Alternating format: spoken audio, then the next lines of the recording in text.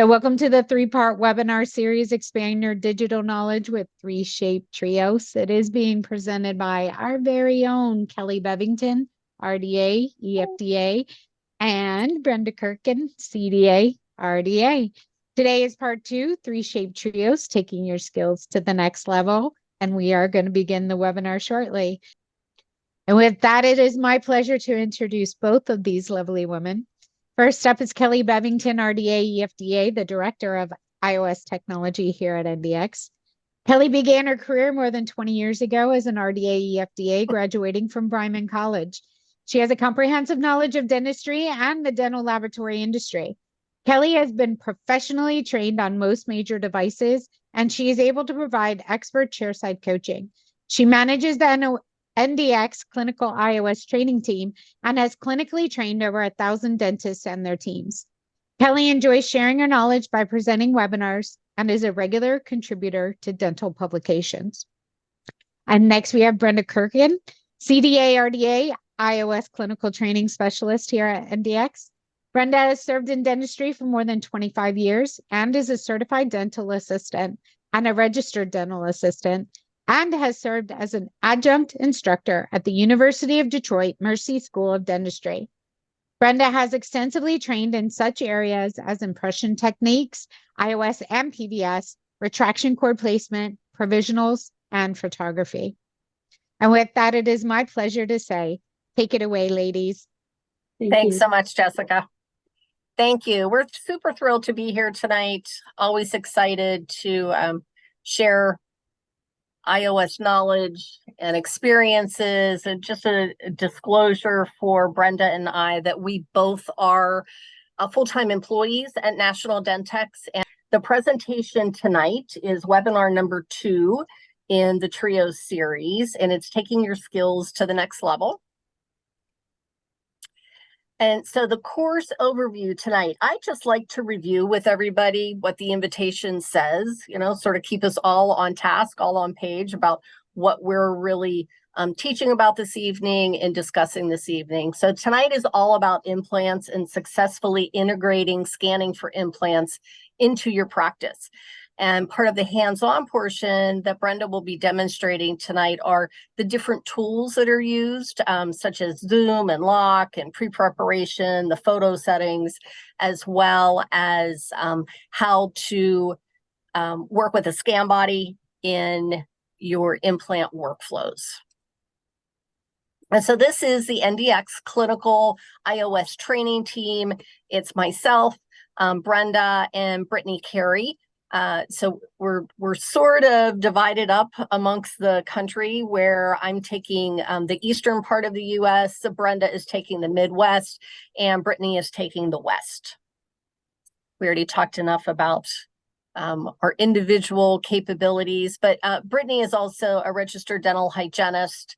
And what I like to say about all of us is that we're all clinical, right? We're all dental people who have learned technology. And I really think that's to everybody's benefit, right? To the patient's benefit, to the customer's benefit, and certainly to the labs. And in doing so, we do a lot of different outreach educational items within the dental industry, whether it be podcast or documents, articles. So think of us as a resource when it comes time to learn a little bit more about digital impressioning. And tonight is all about implant, abutments, and crowns. I like to show this slide. One, it's continued to grow over the years. It used to be like 1 or 2 little bullet points, and every year we're adding something different. Not just us, but the scanner manufacturers are enabling their technology to do more, to scan more. And so tonight it's all about implant crowns. And as a company, please feel confident in National Dentex's knowledge and capabilities when it comes to working with your iOS scans. We receive over 3,000 scans daily. The order in which we receive the most scans is what's listed here on the screen. So we receive literally thousands of Trios scans on a daily basis. So feel confident in our skill set and our abilities to work with them. I do want to reiterate just a little bit about isolation and the importance of keeping the intraoral cavity dry, clear of fluids, whether you're scanning for implants, you're doing full arch scans, or you're scanning for crowns. It's important to have a good view and to keep the area dry. So today is about 3Shape. There's several different models available today. Brenda will be utilizing a Trios 5 tonight. And some of the different items that you are able to scan and send the lab with Trios. Here's an example of scan bodies in place, a full arch scan and taking shade.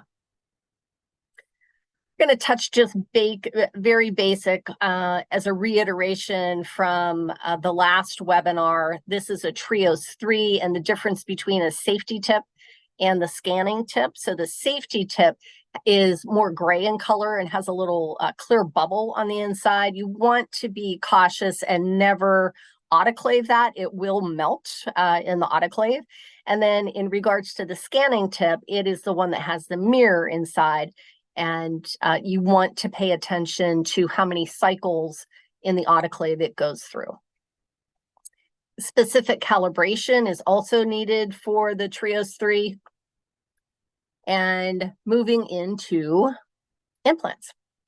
So it's very much a collaboration of data and information that is presented from the general dentist to the laboratory. So it could be in combination with CBCT scans.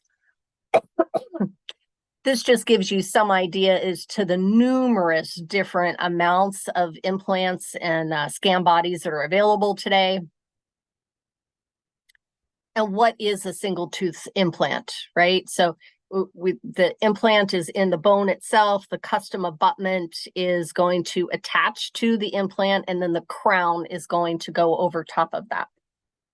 And it's important to know what the laboratory needs when scanning for implants. And I would say the first number one item is that you are confident you have the appropriate scan body for the case you're working on. So when implant scanning first became a thing, I can't tell you how many practices tried to use the traditional analog impression post as the scan body, and they would put that in the implant and try to scan it. And that's not what we do. There's something specific referred to as a scan body, and the scan body is critical. So that can either be ordered from the implant manufacturer, or you could order it from the lab itself. It's also important to understand there is a difference between OEM, which stands for Original Equipment Manufacturing, or not OEM. And it's not like one is bad and one is good. They're just slightly different. Original equipment manufacturing means that whatever implant is in the bone, you want to order and use the corresponding scan body from that manufacturing company, alert the lab that that is what you're using and that is what you want. And that is the manufacturing company that they will then order that custom abutment from. Or there are numerous non-OEM scan bodies, such as 3Shape, Argon, I think Bago, Preet, and more come out every day. It gets a little overwhelming with how many new ones there are on a regular basis. Once you have the appropriate scan body, and your ordering information will come from the surgeon, oral surgeon or periodontist, whoever placed it, or perhaps you placed it, and you know exactly what implant is in the bone, you will, that will be the information that you will use to order it. Now, once you have it in place, it's really important to take a radiograph and confirm that it's fully seated. And we'll get to that on the next slide. But also note on the prescription, you want to identify what type of scan body it is, the platform size, what you're ordering, what you want the custom abutment to be made out of, and what you want that crown to be made out of, as well as if you want it screw retained or cement retained. So this is an example of the radiograph. Excuse me. As I mentioned, you're going to pre-order the scan body, and you can do that through the lab itself. As a gold standard, we always recommend, even with a single tooth implant case, that you go ahead and do a full arch scan versus just a quadrant. I know back in the day, I would hear people mention, typically it was a salesperson of the scanner, trying to tell the office how easy scanning is. You only need to scan one tooth behind the implant or prep and one tooth mesial and one tooth distal. And it's like, no, that is not true.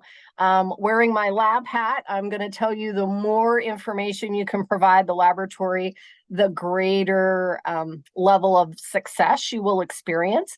And so full arch scans are loved by the laboratory itself, right? Also know that there is always an opportunity to take a pre-treatment scan and a scan that captures the gingival tissue around the implant itself. And that's typically done without the scan body in place. Super important, especially in anterior cases where perhaps you've had a provisional in place and it's sculpting the tissue, and you want to make certain that the lab has an accurate representation of the tissue itself, so that when they're designing that crown, they'll be able to design a beautiful emergence profile that looks like the tooth is just growing right out of the gingival tissue. So with cement retained crown, I have been in dentistry long enough to see the change, right? Sort of a wave. Like, it used to be that screw retained crowns were the thing, then it became cement retained, and now it seems to be back to screw retained. And there's not a right or wrong answer. It's just important to communicate that to the lab. I do have a question that popped up here. So let me grab that real quick. Is there a way to increase the diameter size of a high definition detail that the scanner exports, so on large diameter molar preps, the whole area is in high def? Yeah. Brenda, would that allow them to do it in Zoom, maybe in the Zoom mode when they're capturing that data? Yes. And if I'm trying to figure out if they want to know if increase the diameter size, are you talking about the punch out where you erase the area? That was my presumption, but that's a good question. So they can provide some more information if they would like to. And your answer may come during the demonstration portion of it as well. And if it hasn't been answered, then please reach back out again and let us know. Thanks. So this is, I just like to share this image. So this is from 3Shape design, right? So this is something that the laboratory would use in designing the case itself. And I just always think it looks super cool. And then it's like, placing the virtual crown on top of the custom abutment. And then in placement with the gingival mask. And this is just to remind you that we have a series. So I am going to stop sharing my screen. I'll come back to that and allow Brenda ample opportunity to demonstrate implant scanning tonight. So Brenda, take it away. I'm going to share my screen here. Everybody can see it. Yes. Earlier, I put in a couple patients because there's a couple different workflows that we can do. We have our first demo we're going to do. Click on single unit, and we're going to go down to, if you wanted screw retained crown, which we are, So you're going to want to click on that. Then you're going to click on the tooth, which we're doing number 19. Then underneath, you'll see where it says implant connection. That is your manufacturer, but you can, there's like a plethora that will come up. You can edit for favorites. If you can see, there's a lot. So if you had a few that you worked with, you can put those down, and that way it's easier instead of having to scroll down this long list. As Kelly said, there's new manufacturers coming out every day. That's great. I either didn't realize or I forgot that you could select a favorite. That makes it so much easier because I mean, half of the names on there I don't even recognize, and I've been in this industry my whole life. So exactly. So so we have now, like what I said, we're going to do our manufacturer. I'm going to put BioHorizons. Your system, I'm going to put internal, and I'm going to say my implant connection is a 3.5 platform. And then our material, we're going to do zirconia monolithic. And for this purpose, I'm just going to say we're going to do a 3Shape. You always want to choose your delivery date. And over here, your add case instructions, I put this in, you want iOS scan body, and you want to make sure that it is an iOS scan body. There are some just scan bodies that are desktop for lab use only. I am writing my note, sending a copy of the oral surgeon's note via email, and that will have what implant was placed, the platform size, more information you can give us as a lab, the better your results, right? And then here, please fabricate retained FCZ implant supported crown. perfect. So once you have all that down, on this side, you'll see pre-prep. Now, I would only do that.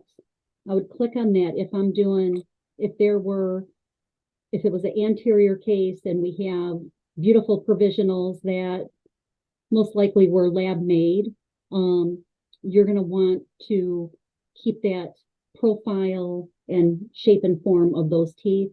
If you're happy with them, then I would do a pre-prep scan. That way we at the lab can duplicate what you have there. You don't have to capture a merchant's profile. I always say, if it was in my mouth, I would want it, even if it was on a molar. But if you did not, if you just wanted to go right into scanning the scan body, you can just unclick that check. So I want to take my merchant's profile. So we're going to go to next.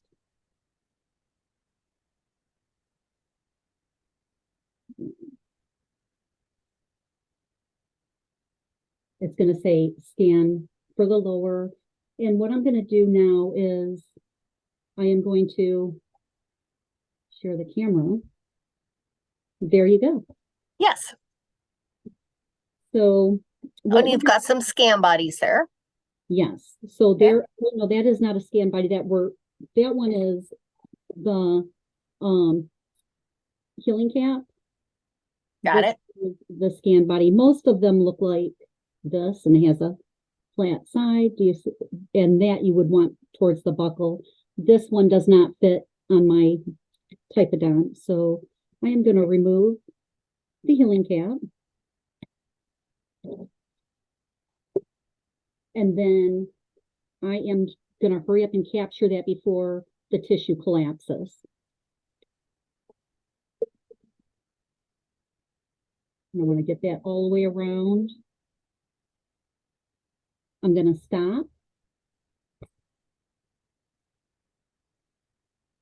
And then what I'm going to do is I'm going to lock my surfaces. I'm going to use the larger 4mm. I'm going to lock my surface on my adjacent tooth also. Well, I usually like to get my interproximal there. And then we're going to continue on.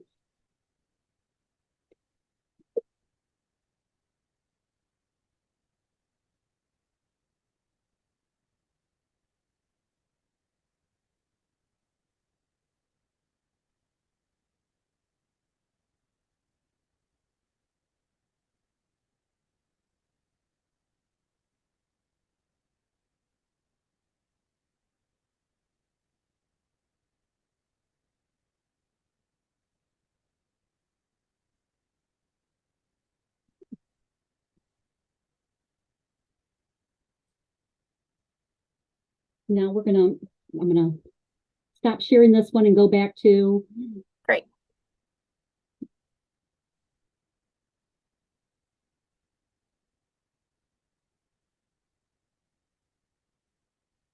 Okay, now you can see that again. And have that. I'm going to look at it in got a touchy little, I like to look at it in the model form to make sure it's nice and crisp and clear. And now we're going to deselect that, mark. See, it's like, it has a mind of its own.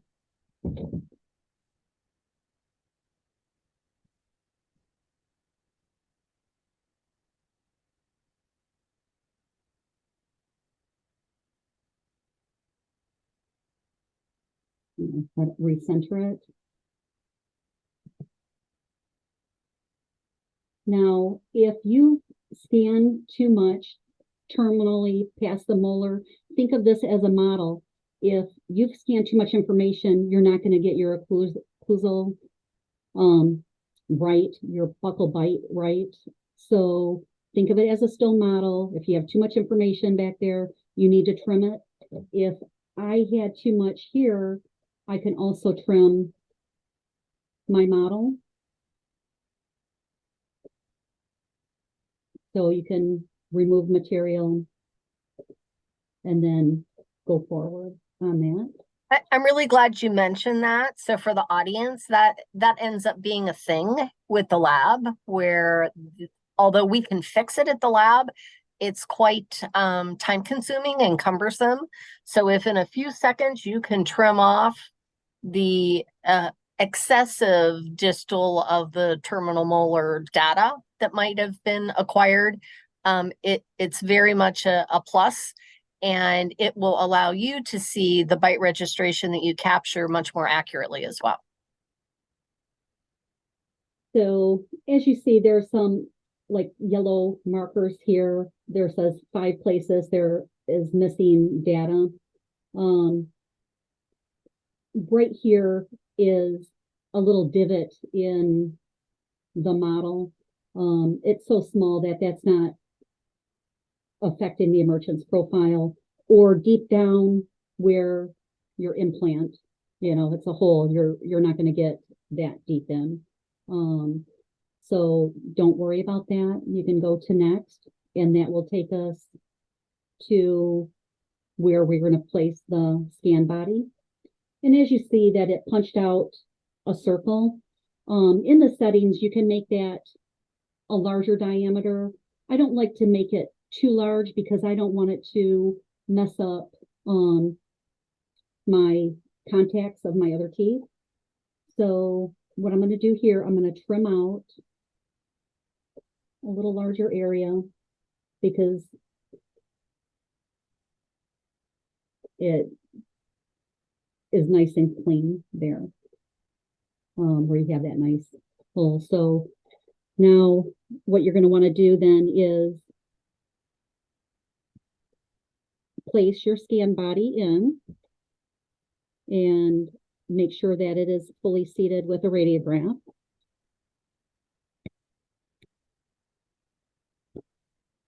And I'm going to put it back onto camera here in a second.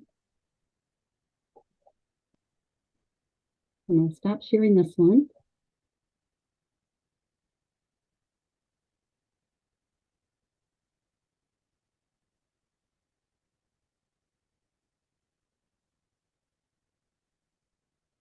Okay, so as you see, I have this black scan body. I have the flat end towards the buccal. It's very important, especially if you're doing multiple scan body, or like if you had 2 implants in a row, if you had the same size scan body, and if they're both facing on the buccal, the scanner will keep thinking that you're scanning the same one and it won't let you go forward. So that's always nice to have one towards the buccal, one towards the lingual. There are times that certain brands that's the only way it seats, right?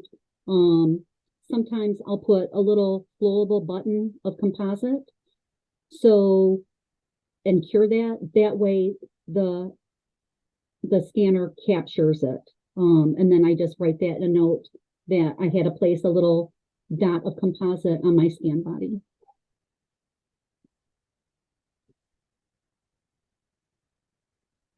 So as you see here now, all we have to do is capture that scan body. And there are some materials in scan bodies that don't scan as well as others. I'm going to stop right there. I'm going to use the zoom function on this. If you have like a really white, shiny scan body, I like to take articulating paper and I just mark it up. It's not very pretty on the screen because it'll show up blue, but you know, that's not how we see it at the lab anyways, right? So right now I'm going to do a zoom. And this is what you could do for the person who asked the question. If you did remove the healing cap and there is that larger, deeper emergence profile tissue, then you could go ahead and select that zoom. I have to go back into the other mode here. Yeah. And just identify like where Yeah. the zoom is, just in case they're not familiar with it. Yeah. And we can see your trio screen. So Okay. So right here is where you're going to do the zoom. And you click that. the magnifying glass, yep. Right. And as you see, it makes it really large, and you can really get in to those little deeper areas.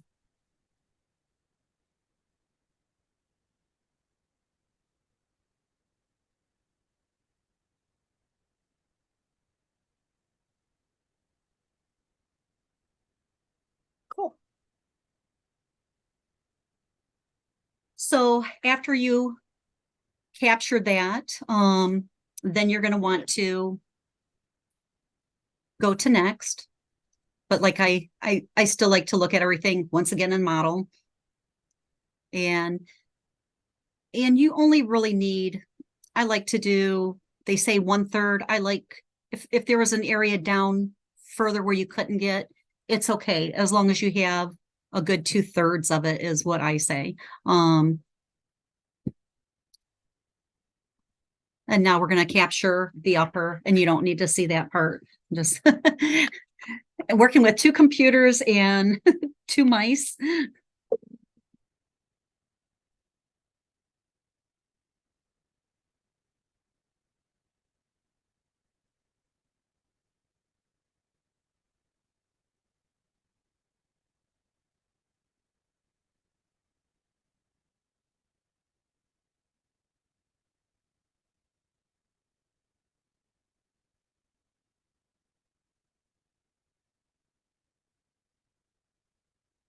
And usually after I take off the scan body, I hurry up and put the healing cap back on, because you don't want that tissue to collapse. And a lot of times where issues happen is if the healing cap is not seated fully, and then 3 weeks goes by before getting the crown back. Sometimes people have to remove that tissue that has impinged underneath, especially if it's not seated properly. So you really want to watch that.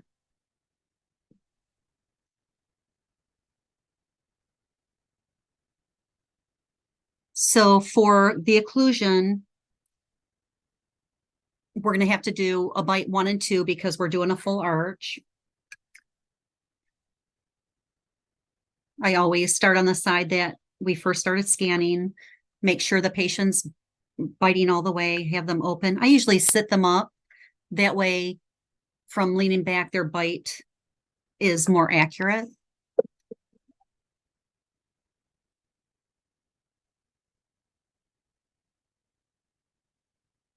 And then we're going to do to the bite too. And then I'll tell you about this adjust for contacts. You'll see that little mark right here. We'll talk about as soon as I get this other bite acclimated. And you want to capture, I like to capture at least 3 teeth in the bite. I usually go to the canine because it's just like if you're taking your blue moose bite. You just didn't want to just have it on your implant or your prep tooth. So adjust for contacts. If you're doing an implant, you want that blue mark checked. If you're doing crown and bridge, if you're doing occlusal guards, have it checked. If they have a lot of perio issues, you want that checked. But other than that, it's unchecked. But you'll be able to see how different it is. We're going to put for the clearance here. And you will see when I uncheck it. And it's about periodontal ligament space, right? An implant crown is fixed. There's no periodontal ligament space, so it's not going to move or flex when a patient is biting down. And then after you're done with that, we can go to the processing and post-processing. I'd like to also jump in and remind people that probably, I don't know, 95% of the time, you will not be able to take an accurate bite registration with a scan body in place. Typically, the occlusal height of a scan body is too high. Yes. And the patient will not be able to occlude. So I like to mention that so that you don't even try. Just put the healing cap back in place. Right. And now it's processing all the data.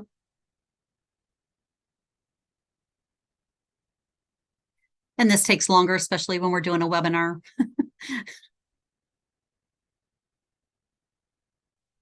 Or if you think of it, we have 4 different scans. So to bring them all together. So I do want to make a note too that you can do your shade measurement here also.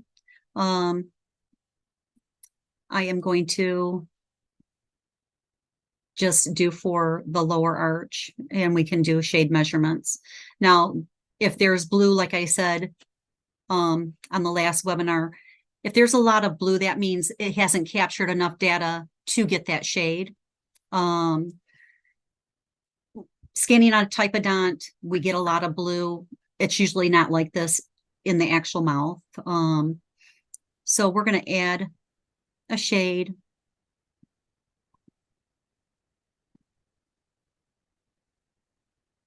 And I'm going to do an extra shade back here. And it looks like they're both B1. I'm going to click done, but it's very important. Oops. Let me get the shade back up there again.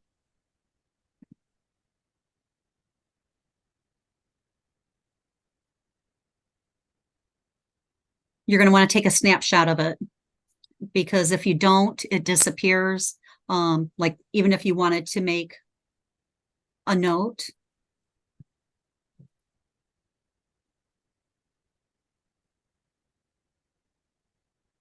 then you would want that snapshot also. You would take a snapshot of the annotation note? Yes, for both the annotation and so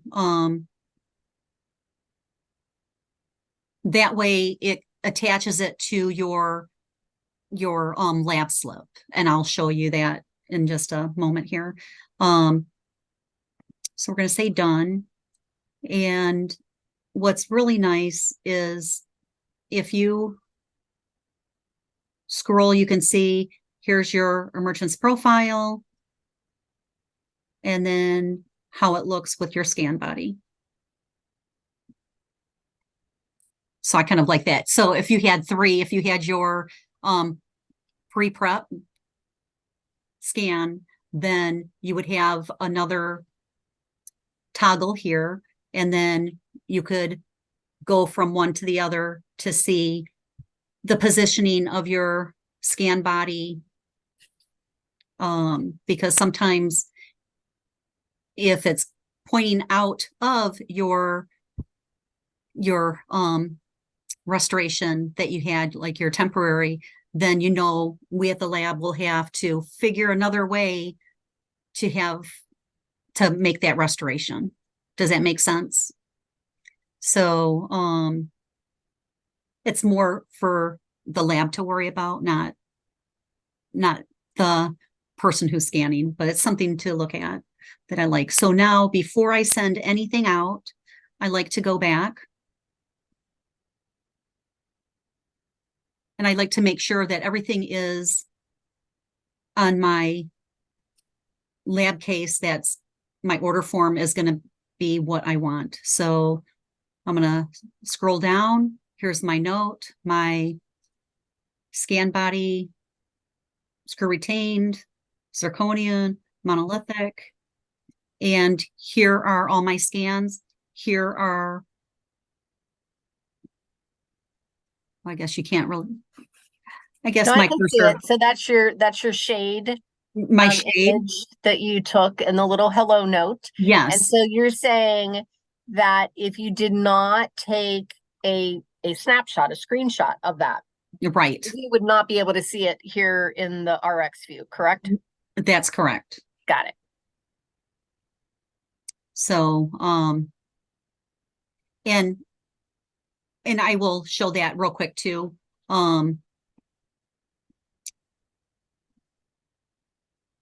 So if I wanted to add extra here.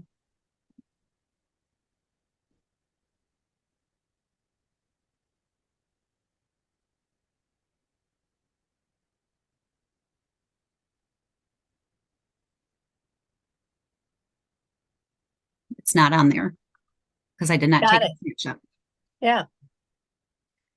Brenda, here, I know you're going to do the alternative workflow as well, but Yes. here's a question that just popped in. Can you please go over the scenario as to when you checked adjust for contacts again, that they missed the purpose of that button?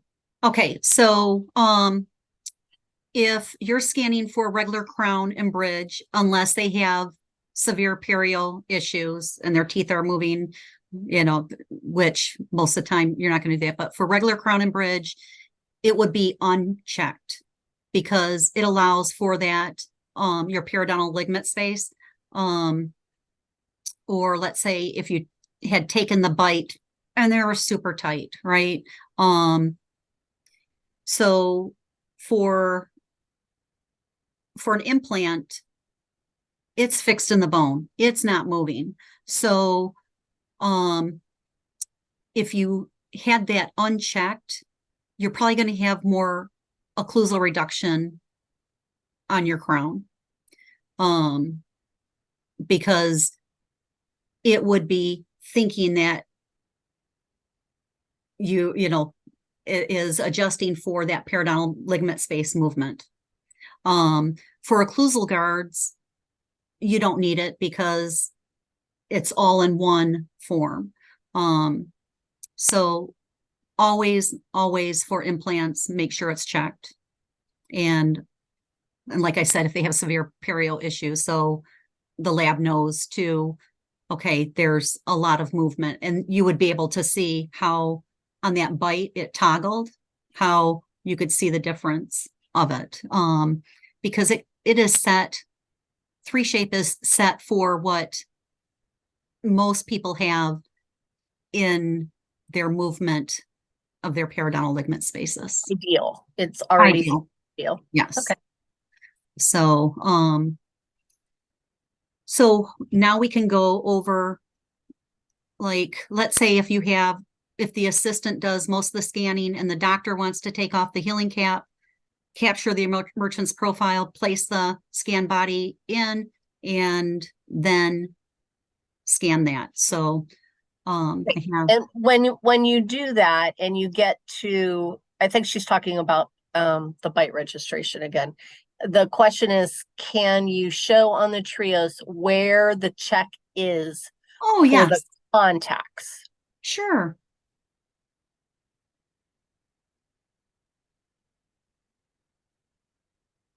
This little check under alignment tools, there's a blue check. It Yeah. is. So if you unselect it, as you can see how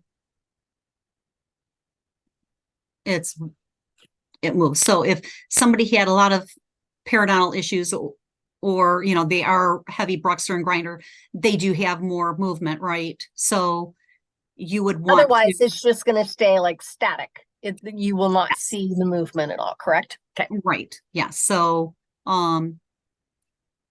most of the time your scanning is gonna be, that should be unchecked, okay? And you'll have better a better occlusion when you get your crown cases back. And like I said, for occlusal guards, you'll have less adjustments too on the intaglio part of it. So let's go over that. The assistant's gonna scan upper, lower, and we're gonna skip this post-processing. So while you're doing that, I'm just going to clarify. So this next workflow enables the dental assistant to bring the patient back, take the operative arch, the opposing arch, and the bite registration while that healing abutment is in place. Correct? Yes, And then the dentist can come in, remove that healing abutment, do the emergence profile scan, then place the scan body, and take a and radiograph. we'll finish it off from there. Yes, yes, take the radiograph. And make sure too, before you're scanning everything, that it's nice and dry. I did not mention that. I guess when you've been scanning for so long, it's like things that are automatically in your head. But yeah, you want it nice and dry. Sometimes removing that healing cap can get a little Oozy. oozy, you know. Take cotton, make sure that you don't have like the cotton fiber sticking in, because sometimes when you're scanning, you see this, what is that little ziggly line? And it's a cotton fiber. So here we are going to set this up, single unit, and we're going to do the screw retain. Tooth number 19 again. And I love how only a couple come up, right? And were those your favorites that you selected? yes. So Yeah, that's going to stay there all the time. So we're going to say tissue level and 3.5. And I'm just going to go through with this part. Always choose your delivery date. And this is the area with it you would, it's gonna, here's the area that you're going to add those notes. But very important that we need as a lab, if the oral surgeon or the periodontist sent you that sheet, scan it and send it to us, or fax it, however you do.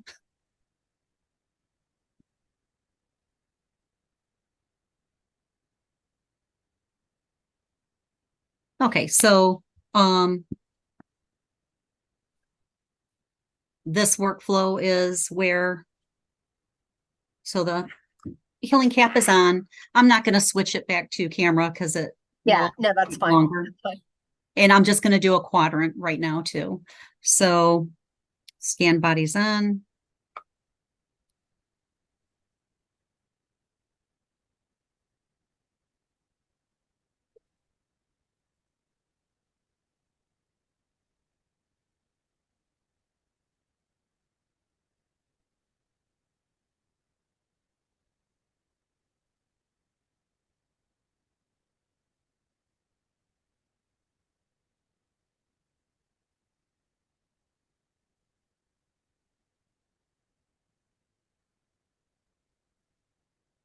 And then I'm going to go to the upper and I'm going to say mark later.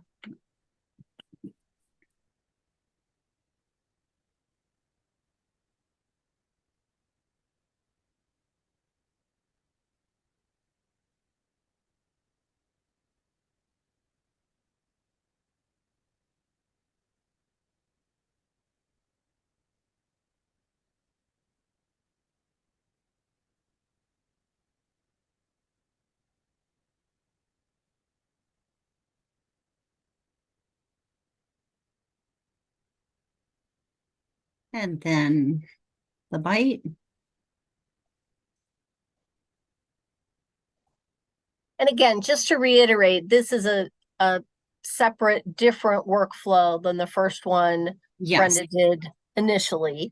And where we see this to be the most common, I would say, is in perhaps a larger practice where there's 2 or 3 dental assistants and one dentist. And when the dentist is working with another patient and another assistant, this assistant can be doing all of these scans now as her task in her operatory before the doctor ever comes in. Anything else to add to that, Brenda? No, but very important. Make sure the bite that you see on the screen is like the bite in the patient's mouth. Is the real bite, right? Is the real bite, because the computer Yeah. doesn't know. I can make it into a cross bite and it will acclimate together. So after you've taken those 3 scans, then you're going to go to that very first lower. And you could even do this part for the doctor, right? You can then trim out the area. I'm going to trim. I'm going to select done. And then I'm going to lock those surfaces because you don't want your interproximal contacts too much data to go there, because you don't want an insufficient contact. So I'm just going to 4 millimeters here.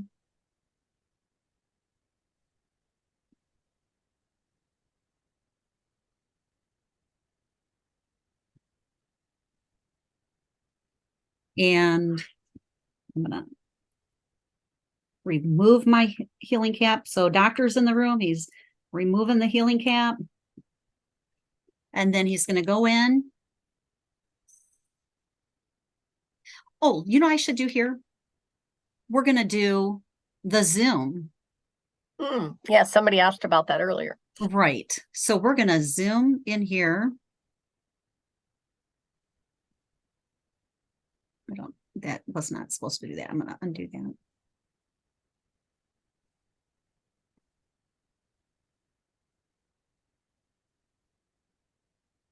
And Brenda, before you start to zoom, I know Yes. we had some issue with the cursor being like live, that we could see it well. So Yeah. the zoom icon is the one that looks like a magnifying glass. Yes, it's highlighted right now. Yes. Yes. So my mark tooth, I don't want to. There we go.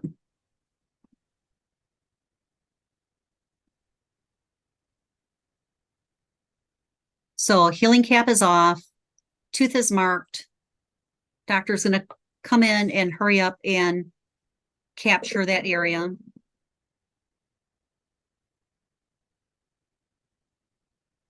And as you see, like, once again, like I said, it really enlarges it and brings it up. But I'm going to move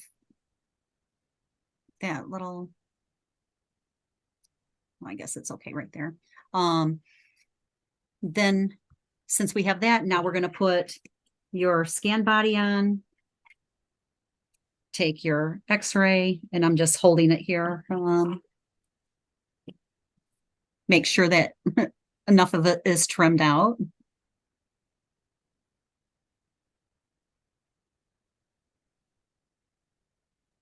So like I said, if you want a larger punch out or a smaller punch out in the scan setting, the trios scan setting, you can change that.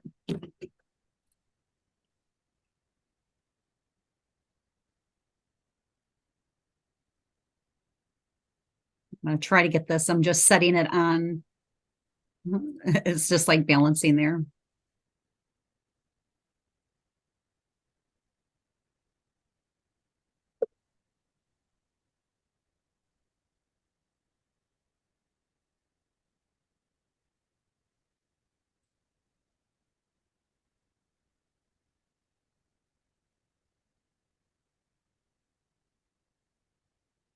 Yeah, not very often do we find a black scan body, but we have, and they are harder to scan, and you wouldn't think that they should be, right?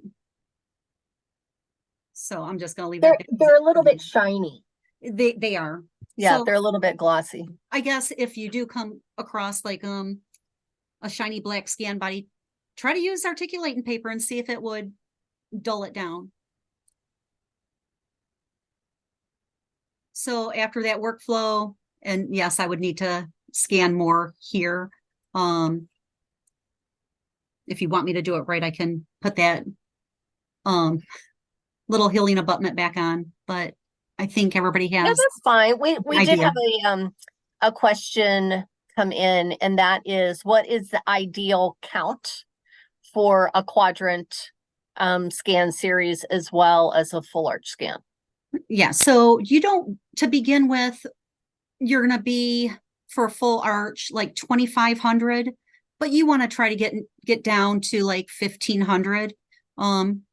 Is that per arch Per or arch. together? Per Per arch. arch. Okay. And then, you know, you'll find yourself where you're getting better at it and faster. However, when it comes to restorative, I just like to stay nice and methodical. It's not a race for me. Yes, you want to look at your count, but if you're nice, methodical, then you're going to get the scan down in a fairly low amount. But you know, I know that sometimes I can scan where there's 78, 80 for a quadrant, but yeah, you don't want it to get to that, like when it's like 2,000, it starts not capturing right, and it just keeps counting more, if that makes sense. Okay. Plus it makes the file size really very large. Yes, and then when you get to the processing part, you're going to think, is something going with my internet connection? Because that wheel will spin and spin. And you're like, do. Any day now.